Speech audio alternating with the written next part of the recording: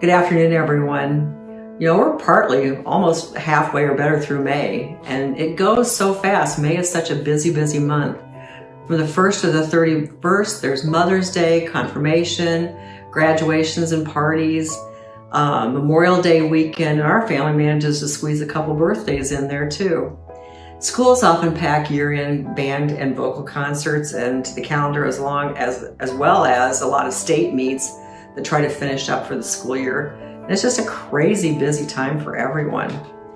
When Ralph and I graduated from Cornell College, it was a beautiful spring day, which meant the ceremony could be held outside as planned.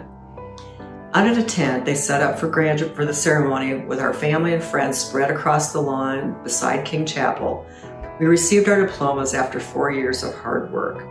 As college seniors, we all had big plans that day, and with diplomas in hand, we set out to tackle the world. I've often wondered how many of us actually stuck with the well-thought-out plans that our college majors had prepared us for. It's not like the game of life where you spin the wheel and it tells you what career you're going to have. I kind of tried to do that with my girls because I had really good plans for them as far as what they should do once they were out of high school. Of course, they didn't follow those. And they managed to, over the years, through a lot of work and planning, and with God's grace, come up with careers that are fulfilling for them, work well for their families, and make use of their personal passions.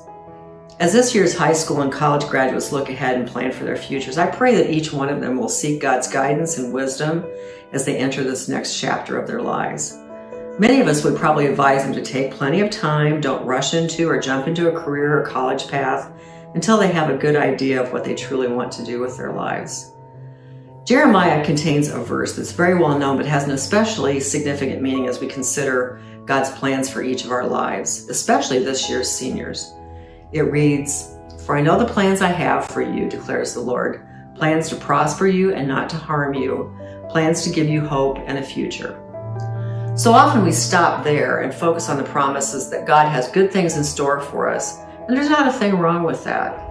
We want to know that our life is in God's hands, that He's had us in His sight for all time, and that He wants good things for us. But the crux of the message is in the next couple of verses. "Then you will call on me and come and pray to me, and I will listen to you. You will seek me and find me when you seek me with all your heart. I will be found by you, declares the Lord." Our responsibility and our privilege as God's followers is to seek Him, to know Him, and to be in a relationship with Him.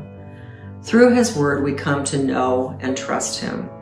We read of His promises for us and know that yes, He only wants the best for us, but what He desires most is our love, our reverence, and our adoration for all the glorious things He's given us, primarily His love, grace, and forgiveness. May you seek God and His plans for your life will unfold. Amen.